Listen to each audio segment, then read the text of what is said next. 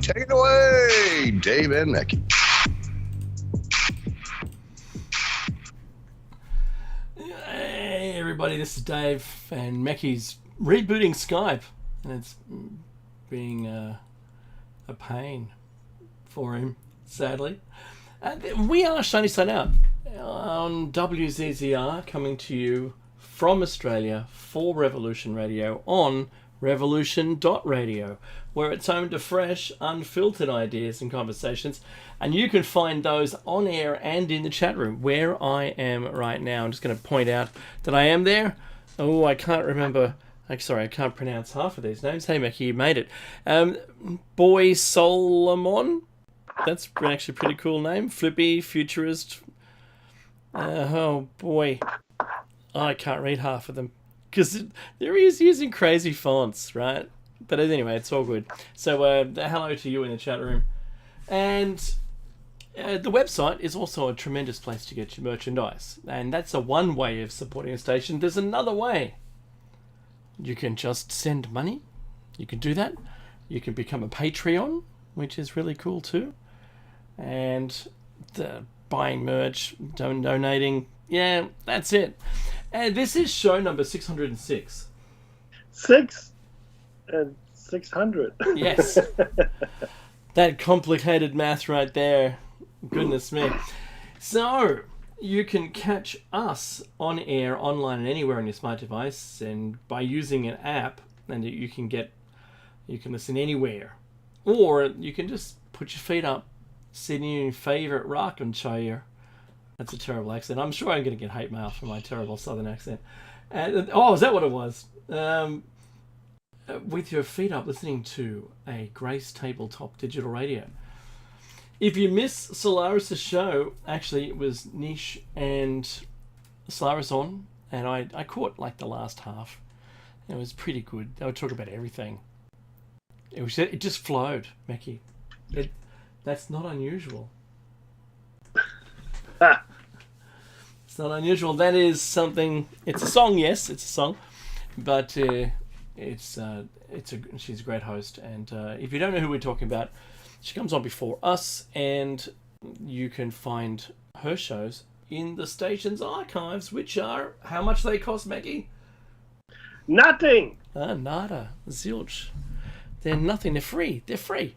So you can jump in there. You can grab some of the archives for Solaris' show, maybe ours, maybe someone else's. Have a listen to other shows, and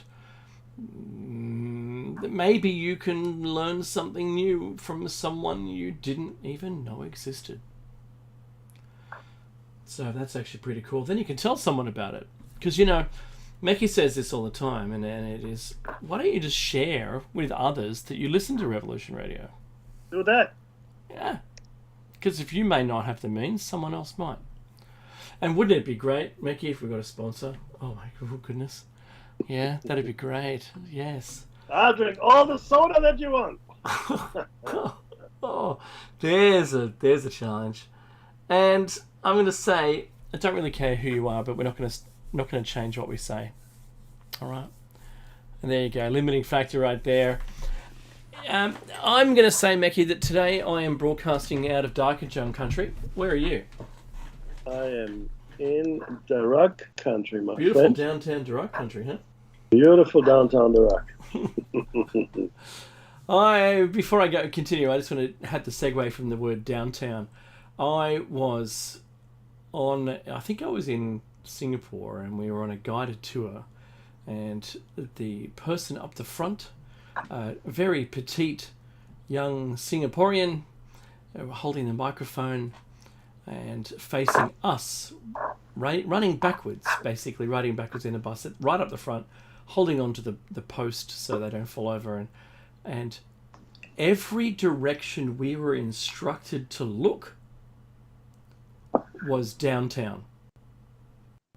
So look downtown left and downtown right, and at one point we weren't in the city complex of buildings. We were elsewhere, and it was still downtown left and downtown right, and I just thought that was so cute, and I remembered it to this day. So unless my remembrance of that is actually just because it's going to get deleted. It's in that little box that's about to get deleted, and if you actually need it for something, it might store it for a little longer, but otherwise it goes.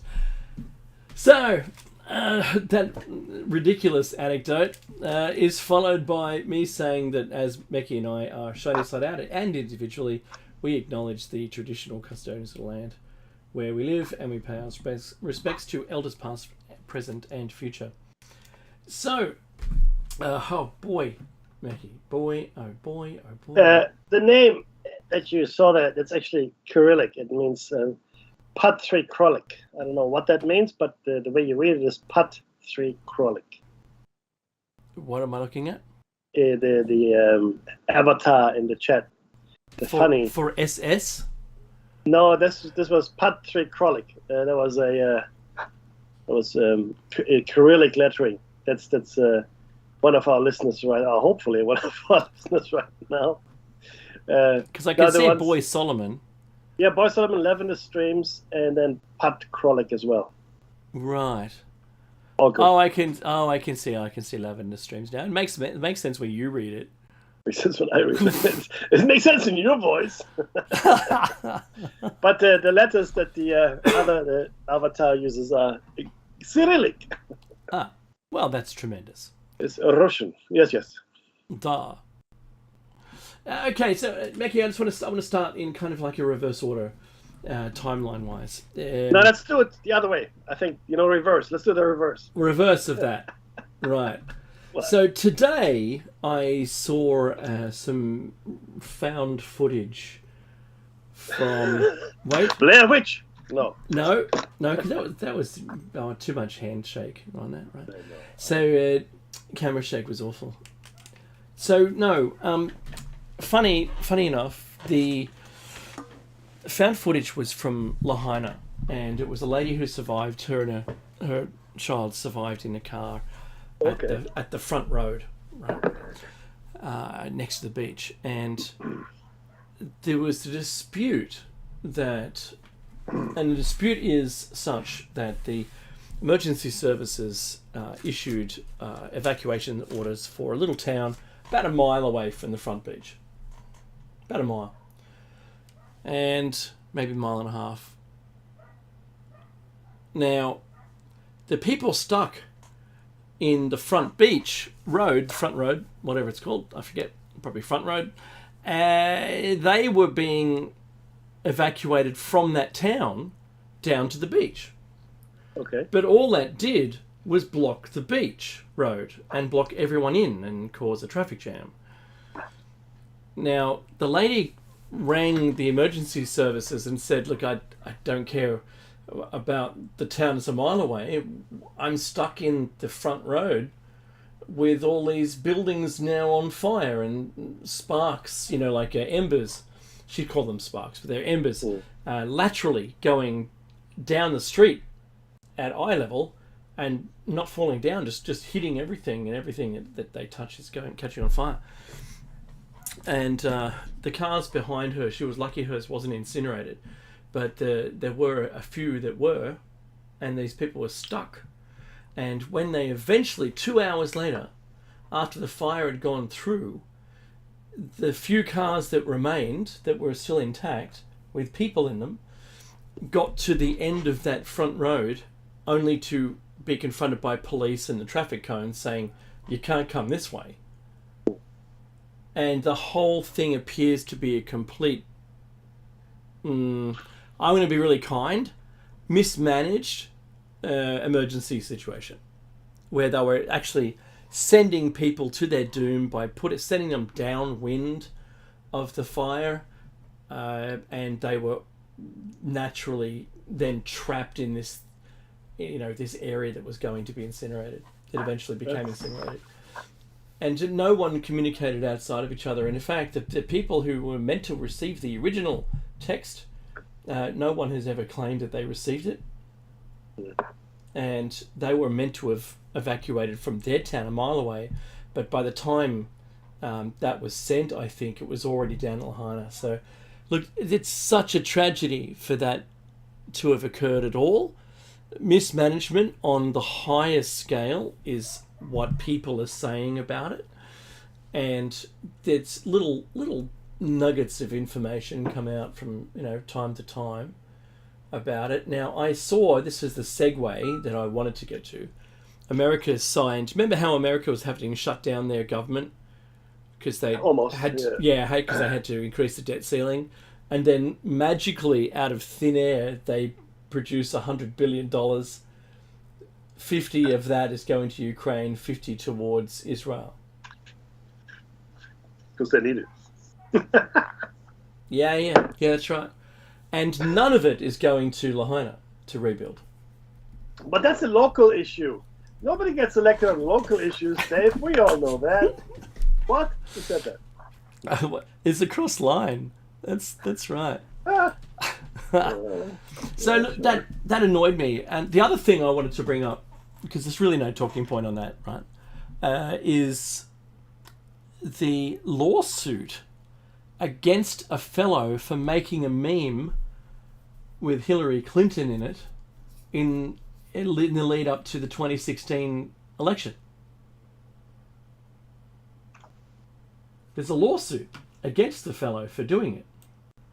Yeah, he might have made lots of them. It doesn't really matter, right? Make a meme. It's funny. You know it's not real because at no time, I think the pictured was Hillary Clinton wearing, Orange is the New Black, and she had handcuffs on. I must have missed that. I don't remember seeing it, but anyway, it doesn't matter, right? And there was an interview with someone from, the RNC side of politics, only from this week, talking about the lawsuit. I think it was on CNN, of course it would be. And you'll know why, of course, in a second. And the lady was going, all that Russian collusion and all of that was going on at the time, and this just made it worse. And did this, and the argument from that side of politics is that was influencing the election. Now, there isn't, from what I understand at the moment, but hopefully this information will come forward or come forth a bit later. And that was, what was the reach of that meme? How many times was it shared? Did anyone who saw it change their vote as a result of seeing it? Because you can't sue someone unless there's meaningful evidence that suggests that people change their vote as a result of it. So just making an extreme version of this, well, what was the next election like? What happened to the next one? It didn't matter if anyone was doing anything against Trump, right? No, that's fine, right? No, but against the Clintons, I think it's all shapes of bad, all shapes of wrong, all colours of wrong. You're not allowed to do that, apparently. And with their connections, because they're very heavily connected with the FBI, Bill, right? I'm Clinton Jesus. So that's I'm not sure if they're that connected, but they're certainly connected. You'd be surprised. Suddenly a lightning bolt comes through my building where I'm at and fries me to my computer, and it was Hillary, right? Yeah. So look, I don't know how connected they really are, but apparently there are cases against Hillary for the email server just disappeared. That never went to court, and it should have, because of the amount that they're attempting to pursue Donald Trump. And then you see the same party as the Clintons, as Biden, having all those documents. And of course Obama had a whole bunch of documents. Everyone has documents, secret documents, yeah. But it's only when Trump has it, oh, that's bad, yeah.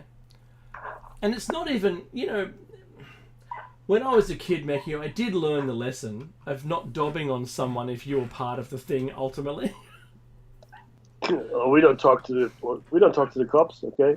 Yeah. Do you know, you don't dob on someone for doing something wrong. This was just at school. Or maybe even in class, right? If you've done it too, or you were party to it, just... You don't do that because then you get into trouble as well. And I don't know why they're continuing to pursue all of the things they're pursuing. Oh, yes, I do actually. No, I do know why.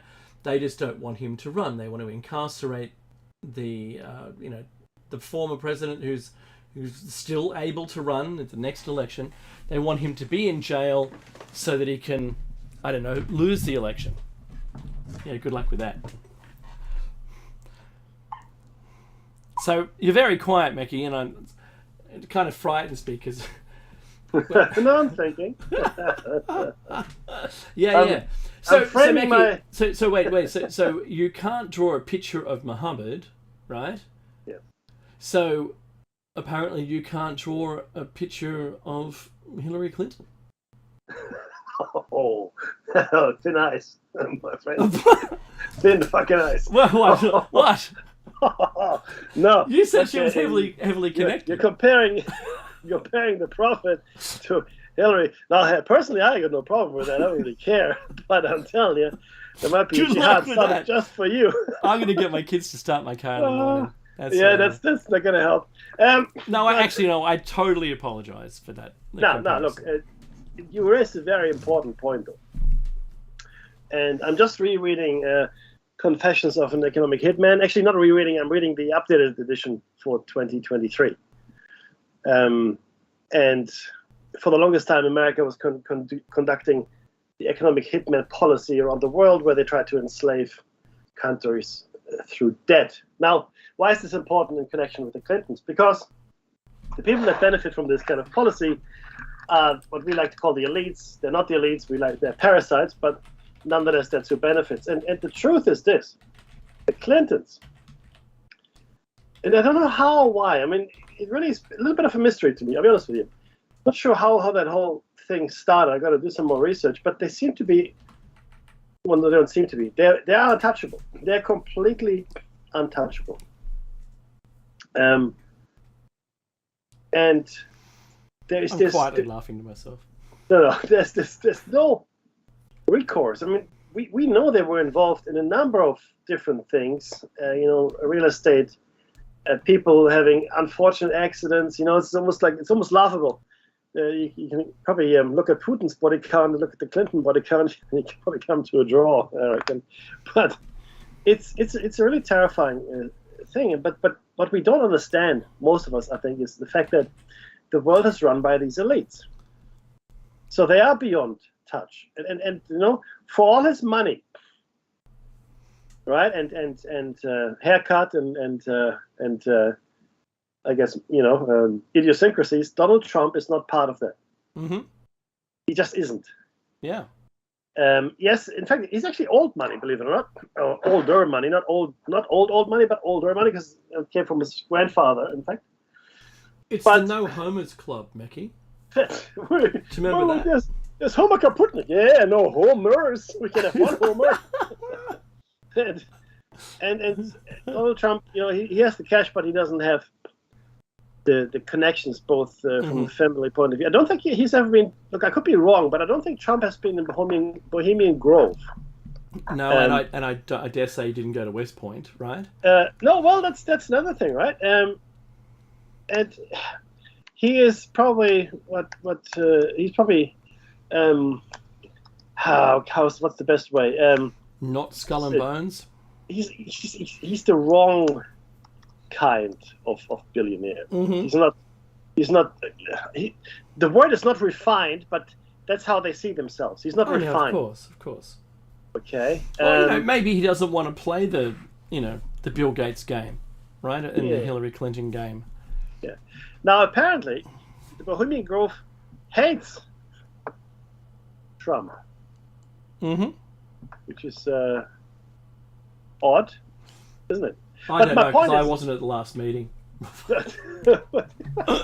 but what it means is that he's not hooked into those really ingrained power structures that make Washington run. Right? I mean, it's yeah. So look, he operates outside of that power structure. He does. Now, I think he would like to be part of it. Just like Mozart, he wanted to be a Freemason. So he kept pestering them until they made him one. Believe it or not, that's what happened. Oh, good on him. I know, right? Because I say that, remember everybody. Remember how many presidents of yours in the US were Freemasons? Oh, yeah. Not just that, but the large number of the founding fathers. And founding fathers, yeah. You think about the emergency services personnel. Yeah. Completely. And you can never discount the fact that, I mean, see, people look at the American Revolution in isolation. That's a complete nonsense, because you have to understand that people traveled and talked. So the Americans were very much in league with the French, and helped them, in fact, with their revolution in 1789. Right. So there was a lot going on, with the British, the French, the Spanish, the newly minted Americans. It's a big old conspiracy show. It's really fun once you get into it. But look, your point is valid. The Clintons are completely untouchable. I like to think of them as the Saudis of America. Oh yes, that's a good way of putting it. Because come what may, the Saudis are also completely. I'm talking about the Saud family specifically, right? Not the Saudi people. No. Completely untouchable. Can do whatever. Oh, yeah, go ahead. No problem. We'll clean up. It's okay. Did you know? That's where we are. So on that point, I know that Saudi Arabia had been bombing Yemen for some time, right? Well, a missile was said to have come from Yemen towards Israel, and it was stopped by the US, machine. Let's put it that way. Now I don't know what size, how fast it went, what it was. I'm sure it wasn't a firework or something, but I heard that today, Mickey, and I was like, what, really?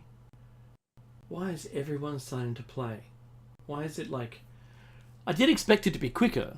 I did expect all this extra play, more people, stacks on. I did expect the stacks on thing to be quicker than this, but I think because they had a hold up with those food and humanitarian trucks that were going in there to provide food and water, right? Into the West Bank. I imagined that they were waiting for that to occur first, get those in there, and then, see what happens. Can you imagine if everything had an air tag, Mackie? It will. Can you imagine it would, right? It's soon. In fact, after the vaccinations, I think we all do. I know we do. Yeah. No, I meant all the boxes. If all the boxes and all the materials were traceable in some way, then you could see where everyone was hiding out. But we're not that. We're not that far away from that. Yeah, that's right. So... I know with it doesn't have to be AI, but just with aerial photography or satellite photography now, in toaster-sized boxes that has some of the best resolution I've ever seen ever, that it's quite possible that they could be tracking the goods to see where they go, having already issued a command to abandon half of that strip anyway. Is it possible that they could observe where people were holding out? Oh, totally, right? Totally. Yeah. Where's your targets? It's a hard ground war in there, like in vehicles and on foot. So if you had some bit more clue about where these things were, it might be easier. No, that's not. No. See, that's the thing. That's not at all the purpose here. Uh-huh. And let me just say two things. Then I'll look at that for a second. There are two conflicts which. And you mentioned one of them, the war in Yemen. Nobody cares about. No. It is probably one of the most underreported conflicts ever, because the Saudis are involved, so nobody wants to talk about it. We don't But want the to other one is, upset of them course, ourselves. the expulsion of the Armenians from the Karabakh region, right? Mm-hmm. Where's the news footage on that?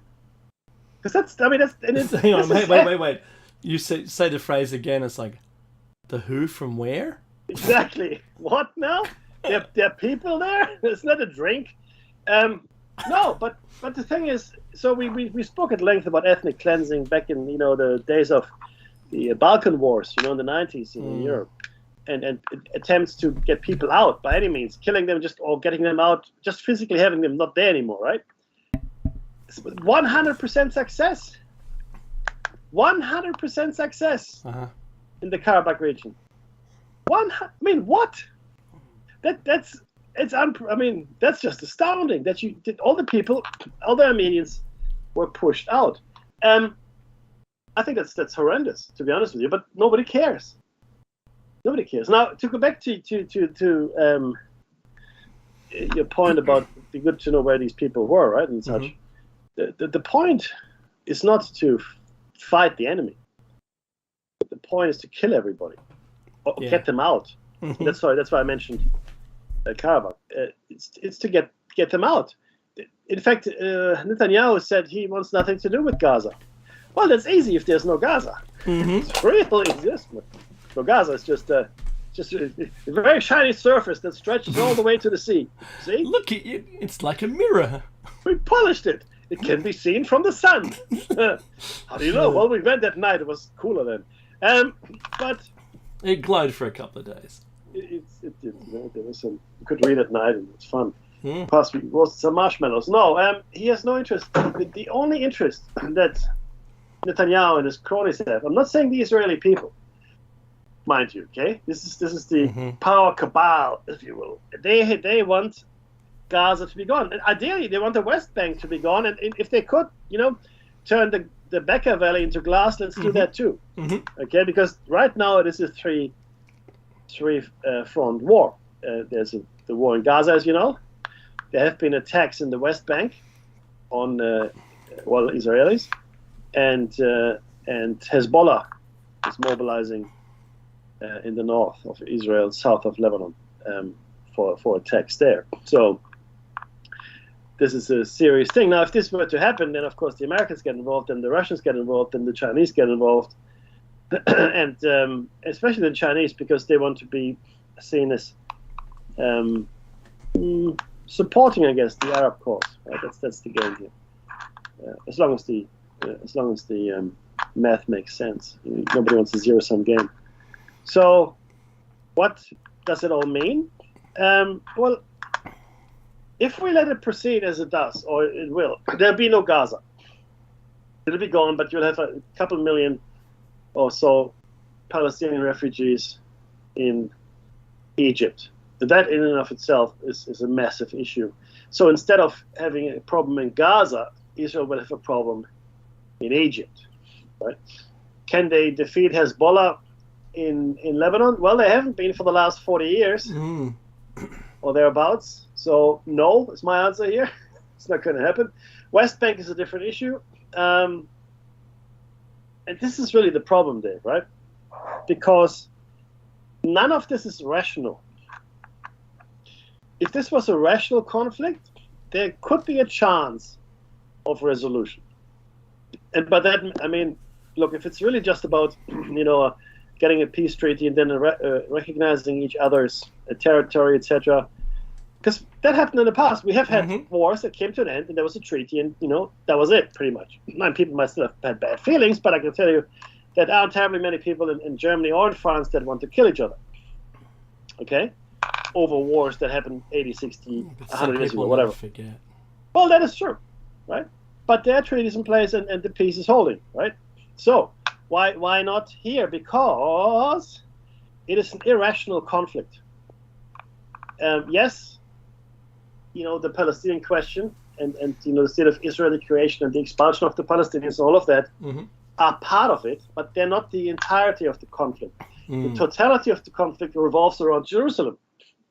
Okay, specifically Jerusalem, because it is a place am I going to say it? But the Great Spaghetti Monster.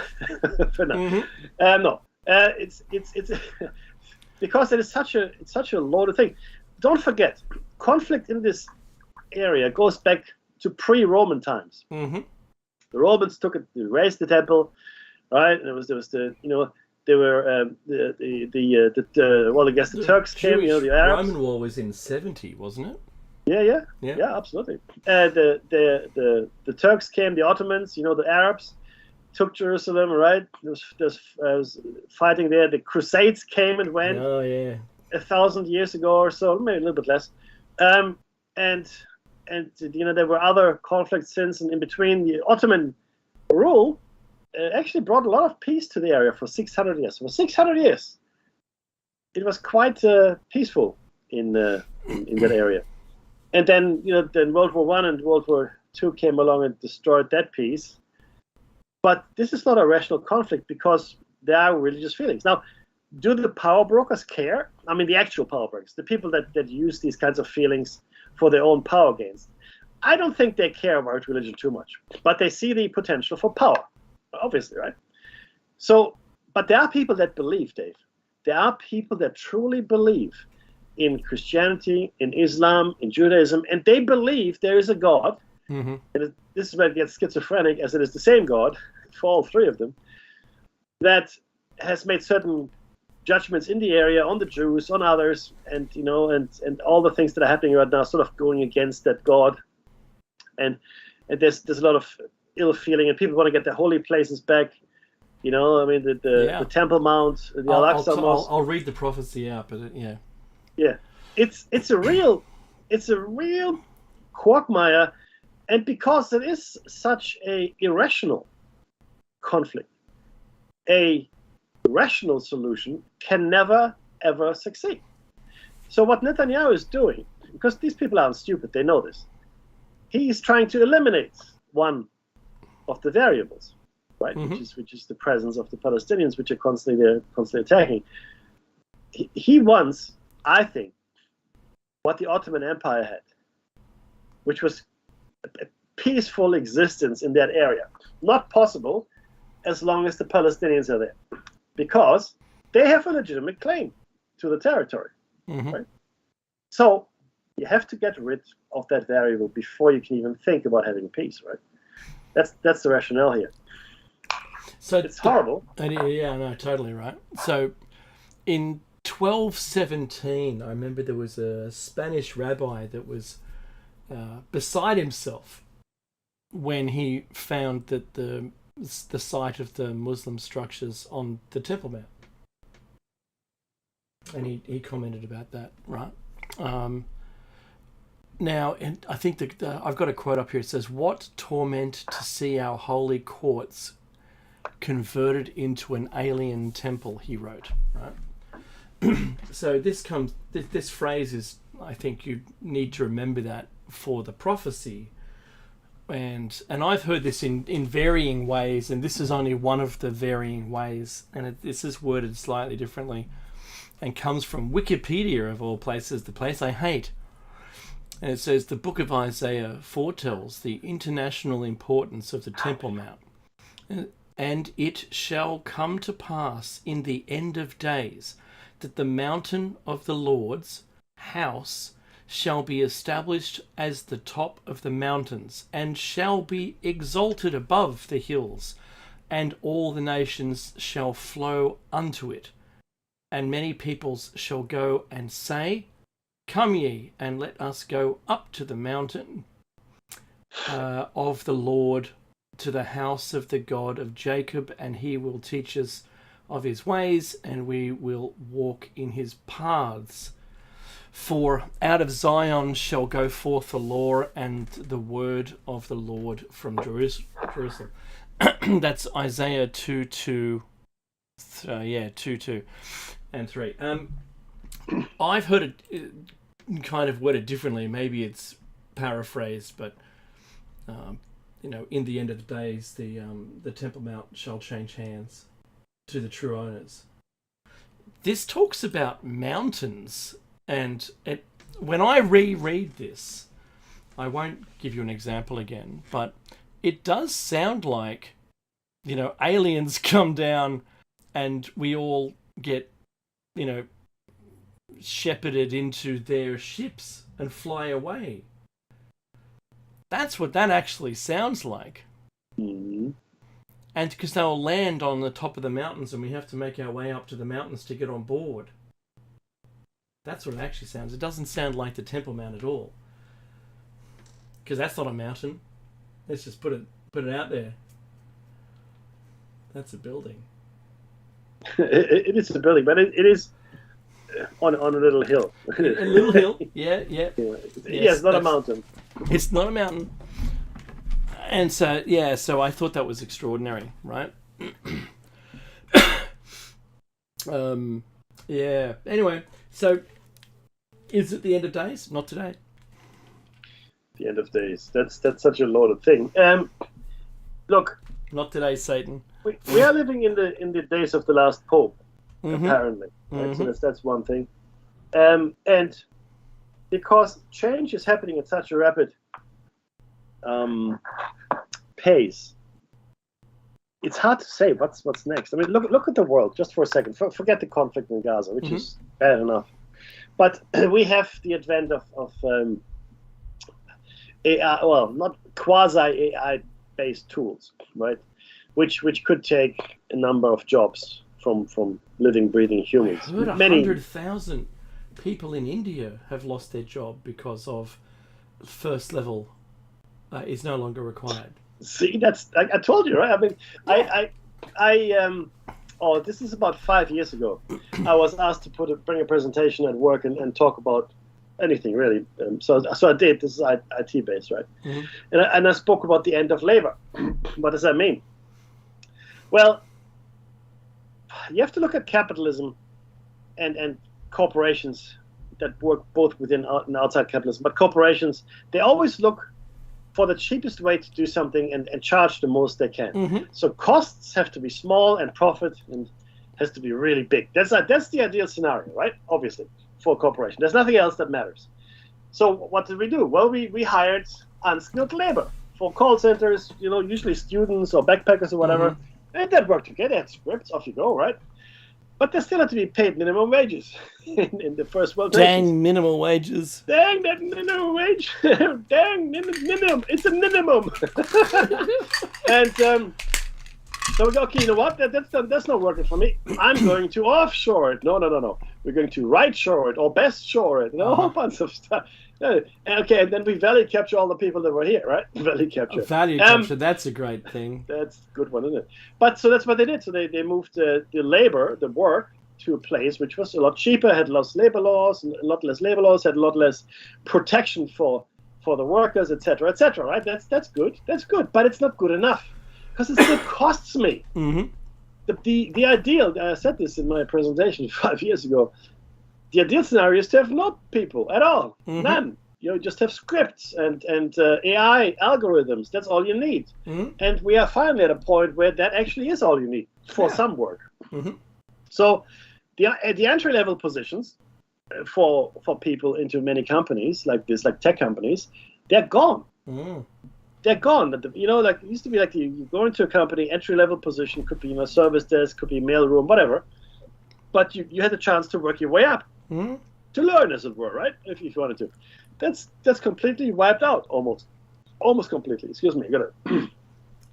But there's still mail rooms? Exactly right. What? There still are mail rooms because we are still receiving boxes and such. Yes, the answer is there's still mail rooms, but not too many young people in there anymore. But having said all of that, we are now at a point where the human labor element can be eliminated. And initially, that was only for the first kind of layer of jobs, which were not maybe as skilled, or didn't require. Yeah, that's right. Or didn't require training that was extensive. A degree really was necessary. The problem here is this, though. While this is the first wave where it happens, the next waves are targeting skilled labor and professional workers. And by professional workers, I mean people that actually had to go to university or some such to do their job, like doctors or engineers. The medical establishment, and I've seen this firsthand in at least in testing facilities, they have gone a long way to automating operations. There's a guy here in Australia, which we dealt with on a private basis, who revolutionized remote control robot surgeries, especially for surgeries for women, and trained them so much that the robots are no longer just the extension of the surgeon. They which actually do the work now. Yeah. They actually do the work. In fact, some are talking about automatic dispense machines for medication, especially in the outback of places that are hard to reach. Oh wow. Yeah. No, this is so. So we're now seeing this kind of reasoning applied to the medical profession. Could be universities. Could be anything. It goes on and on. Now the problem is, of course, that the human element is missing, and if it is missing, you don't know that you need it until you need it, right? And when you need it and you don't have it, that's a problem. Trains running autonomously in many countries in the world. Yeah, we have it here. Yeah. It's called the Metro here. Now, the question I have is, would you go into a plane that where there was no pilot? But for me, the answer is no. Well, they can take off and land automatically anyway. I know, but the thing is this: I would not fly in a plane I knew didn't have a pilot. At least one. I wouldn't. You couldn't get me on that thing. I'm sorry, right? I know how fallible technology can be. Have you caught the Metro? I have not caught the Metro. Oh, sorry. In the city, yes, I have. But there was a driver there. Oh not in the underground ones. Oh, okay. Certainly not from was it Chatswood through to Windsor or whatever it goes, right? I haven't. Yeah, so there's absolutely zero drivers, and the largest and most expensive rail currently being deployed on the planet is our new metro system. I'll flick you a video after this, and I'm not surprised. Yeah, and most of the problem that is not heard in the media is that the drivers themselves don't understand that they're the last drivers that will ever be. So the train drivers just won't be again. You'll be able to get, private firms and stuff who don't have AI driving, like mines and things like that, and cargo. But for the most part, the rest of it, if they could do it, it'd all be driverless.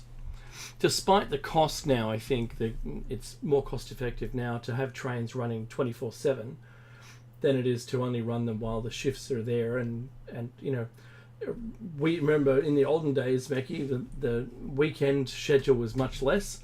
Now it doesn't have to be because it's not going to cost you anything more. That's correct.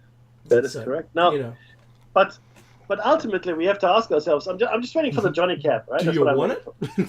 Well, do you want it? And we discussed this. There was I do watch. I haven't watched it in a little while, but I do watch the Rookie, right? The TV show. And one of the shows last year started with the protagonist, and I forget his name. My bad. Anyway, he was in the Firefly guy. So he stops a car, which had to run a stop sign or something, right? And there's no driver in the car. There's just a 12 or 13-year-old girl in the back seat. Mm-hmm. And he goes, what happened? She goes, oh, my father sent the car to pick me up. He works for something or other, right? And the cop goes, but it ran a red light. Well, it must have been out of view of the camera. Right? Oh, wow. Well, it could happen. And so who gets the ticket here? You understand? Yeah. Once we remove the human element, and because we hold humans accountable for their actions, we hold them accountable, right? Who do you hold accountable here? The girl in the car had no accountability whatsoever. She's just a passenger, right? Mm-hmm. Okay, fine. The person who installed the camera, her father who sent the car, the person that wrote the software. Oh, this is really the crux of it now. We're getting into an era of human history where these things will happen more and more often, and we simply, like we discussed many times before, we're simply not prepared for this. Now, look at warfare. Soon, there will only be drones. Mm-hmm. There will be very little human beings involved in warfare. Especially, well, if you're a rich nation. If you're a poor nation, you still have to send people to fight. But if you can remove people from the battlefield and just have drones or even, Terminator-like robots attacking. We've seen Boston Dynamics. We've seen the robots, right? You remove them from the battlefield, it becomes a video game. And a person, a soldier in the battlefield that has morals, ethics, a certain code of conduct might act a certain way in a certain situation, whereas a person that treats it like a video game might not. Because that's what we've seen, the most tremendous advantage now is drones with weapons on them. Oh my goodness. Right? So dropping bombs, visualizing the theater of war, recognizing targets, doing all these things. And I've said this, Mekki, and I will probably not stop until it gets made, because then I'll be going, I hope it wasn't my fault. But I'm sure 1 million drones, each with face recognition, being able to eliminate a target, you'd never be able to stop it. It would be impossible to stop. That's the plot of a movie, actually, a recent movie. Yeah, I saw there was a French one. No, it's I think Olympus Has Fallen, or one of those three movies. And I saw anyway, a TV. I saw a TV, whatever, the community series. But you're correct, though. You can't. How would you stop it? You can't. You just can't. And as long as they can, what limits us right now to being fantastic at everything is the amount of power we can walk around with. That's correct. Right? So when I say fantastic, I mean, the evolution of war is always countermeasure. So someone does something, so for one person innovates, and then it's countermeasure, and then countermeasure against the innovation, and it just keeps going. And that's where we are today, from a board with a nail in it. So the amount of power in amps and kilowatt hours is something that is a real limitation. Because if you've got Mekki, I actually watch a lot of these police chase, helicopter camera views from, I think it's Sky something or other in Los Angeles. So there's usually someone who's got a vehicle, they're driving on a freeway, and now you're riding, following them through their entire escapade, right? And sometimes it might go for 2 hours, and you hear the guy in the helicopter going, we're gonna run out of fuel in 5 minutes. And then you hear the pilot negotiating with the nearest airfield to go and land and fill up with fuel, right? We're on reserves now, right? If they didn't have to have fuel, if they had, that pink, what's it called, pink uranium, where it's encased in a ceramic, and small enough reactor to be able to make a perpetual amount of power that doesn't require water cooling for days, right? Because the ceramic prevents the nuclear material from running away because they can't make close enough contact. It's beautiful. It's brand new. You if you look for a documentary, you might see one somewhere about it. But that could be where we could go, small enough to be able to make personal power or household power, or at least street power for your local community. And it's so much safer as long as you don't need too much to drive it. So if we could have something small enough in a drone, it could fly forever. Yeah. There's a point. So, I mean, do you really want it to fly forever? The drones now are becoming so cheap, they're just off-the-shelf toys that are being fitted up and modified for this. So some of the American drones from contracted agencies that are producing, 8-blade, they're really super heavy duty. They could carry a person, right? They're so kind of large. they're not required. You don't need one of those. Yes, you could have one of those. You could have it, at 20,000 feet. It's now a really big radar target. So these little tiny ones are evading all the radars. They're like a pigeon in size. No one's paying much attention to it. So I think, Becky, of all the things that have come and gone, you've got a very super small target in the sky that you can't hear because it's too high up, can able to see into bunkers and all sorts of things, right? Can track vehicles, can watch another drone kill something, disable another, weapons platform. I think that, honestly, if our militaries around the world haven't already started making millions of drones, I think we're going to lose, whatever happens. If you make them energy independent, if you make them autonomous, you might as well move to Mars. That's what you should do. Goodbye. Because there are people doing that right now. They're making that happen right? for themselves. That's what's happening. No, but seriously though, the key thing, and this goes back to Custodius Ipsos Custodiet, misquoting it probably, I can't remember the exact Latin phrase, but what it means is, who guards the guardians? And that's always been the problem, right? Now, if you've got a human being in charge, and that's the ultimate arbiter of the power, it's a human being that will be there for a certain time, and then that human being will no longer be there for various reasons. But it's finite, right? No human being that we know of, at least, will hold a position indefinitely. Whereas if you have autonomous, energy-independent machines that might even be AI-driven and learn-enabled, there is no end. Especially if you put a repair facility and you don't put a kill switch. If you put a kill switch, fair enough, right? But other than that, the enforcement becomes absolute. Think about this way for a second. That's a good point, by the way. I want you to mention that. Think about this way for a second. A human being has got discretionary powers and a whole lifetime of experiences that will act or make them act in a certain way. That's just a human being, right?